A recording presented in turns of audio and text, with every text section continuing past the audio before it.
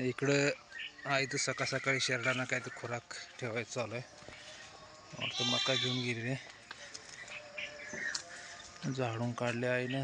मी इकडे झाडून काढतोय बघा. शेरड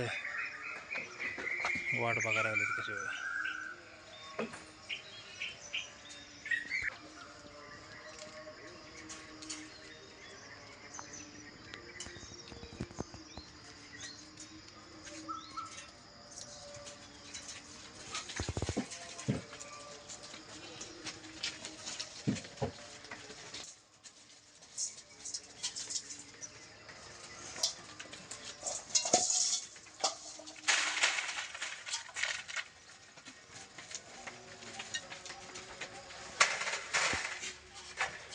ज्वारी आणि मकाचे कणे आहेत बरोबर. बारीक मकाचे एकदम दाणा जे असतात, आपण खळ करताना जे बारीक बारीक दाणा असतात ते, आणि ज्वारी दोन्ही मिक्स ठेवले. आणि संध्याकाळी आपण मका ठेवतो फक्त.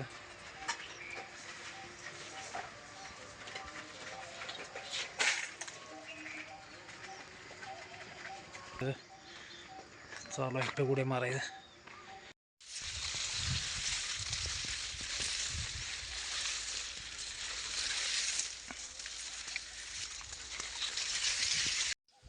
ही आपली जुनी पट्टी आहे. जुन्या पट्टीचं आपण मागच्या वर्षी म्हणजे मागचं जे पीक आपण घेतलं मकाचं, ते आपण ठिबकवरती घेतलं होतं. आणि अचानक ठिबकवरती पीक घेतल्यामुळे कसं ते खांदून पायपा आतमध्ये टाकायचे आहे काय झालं नव्हतं. मग आपण काय केलं होतं, ती पायपा पूर्ण वरनं हातरल्या होत्या आणि ते पीक एक काढलं. आणि आता उन्हाळ्यात कसं सगळी पिकं निघाल्यानंतर आता टाईम होता, त्यामुळे आपण काय केलं, ते सगळे पायपाचे आतमध्ये टाकून घेतल्या. आणि 2-3 दिवस तेच काम चालू होतं. व्हिडिओ काय काढता आलं नाही त्यावेळी, तर तुम्हाला दाखवतो फोटो कॉप काढला. आणि कसं आहे, हे आपलं रान आहे. आता आपण मागच्या वेळेस पीक ह्याच्यावर ठिबकवर घेतलेलं आहे. तर कसं होतं, तर ठिबकवर जर केलं नसतं तर इथे एक चेंबर आहे. ह्या चेंबरपासून पाणी येत होतं, म्हणजे दंडानं. आणि दंडानं पाणी इथून असं बघा, हे पाणी असं इथून दंड असायचा. आणि ती जी वस्ती दिसते त्या वस्तीपर्यंत दंडानं पाणी जात होतं. आणि दंडानं पाणी प्यायला भरपूर दिवस लागायचे. कमीत कमी त्या घरापर्यंत पाणी जायलाच 1 दिवस जायचा, आणि नंतर 2-3 दिवस पाणी प्यायला जायचं. तर आता ठिबकवर आपण केलं तर त्यावेळी काय जास्त काय हे नव्हतं, एका दिवसामध्ये पूर्ण रान पिऊन होत होतं. त्यासाठी मला ह्या चेंबरपासून इथं मला इथे एक चेंबर काढायचा होता. आणि तो मी आता काढून घेतला. आणि कसं झालं, पाईप आपण घेतलं होत्या, फक्त ते टाईम नसल्यामुळे आपण वरून पाईपा टाकल्या होत्या.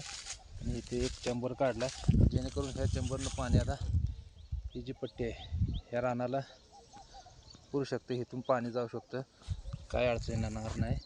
आणि ह्या रानात पण आपण एक कॉक काढला. इथे एक कॉक काढलेला आहे.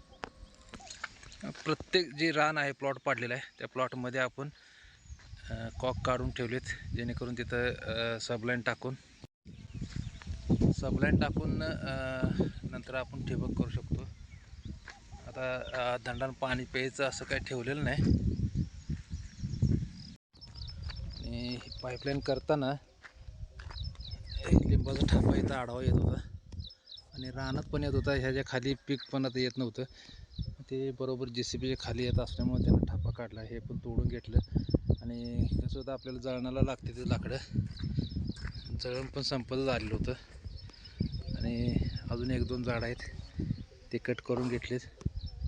आता ट्रॉली लावून गावाकडं नेलं होऊन जातं. हे काय पेटवून द्यायला येते, हे बारीक आहे ते. हे आता ट्रॉली सांगून भरून घेऊन जायचं गावाकडं.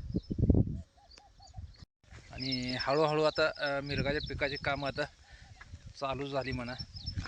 कारण का रानातनं आता हे फनपाळी वगैरे करून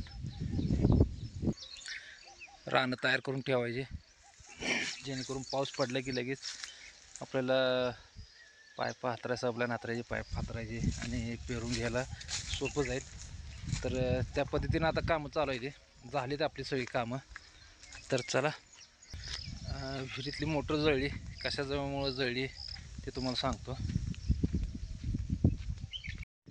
या ठिकाणी काल मोटर काढून टाकली बाहेर आणि हे पाईप असा हातरलाय रानामध्ये. ही मोटर नीट करून आणली काल, जळली होती. तर ॲक्च्युली कसं झालं होतं, ह्या ठिकाणी एक रस्सी असते आपली मोटरला आणि विहिरीच्या त्या बाजूला एक रस्सी असते. तर आणि एका बाजूला पाईप असतो. तरी मला वाटतं वर्ष 1.5 वर्ष झाले मोटरला काय झालेलं नाही. त्यामुळं काय झालं, त्या रस्सीकडे ते जरा थोडं दुर्लक्ष झालं. एक वेळेस मला वाटलं होतं म्हणजे चेंज करून घ्यावं, पण ते मोटर काढायचं म्हटलं की 7 ते 8 घडी लागतात विहिरीतनं काढायचं म्हटलं तर.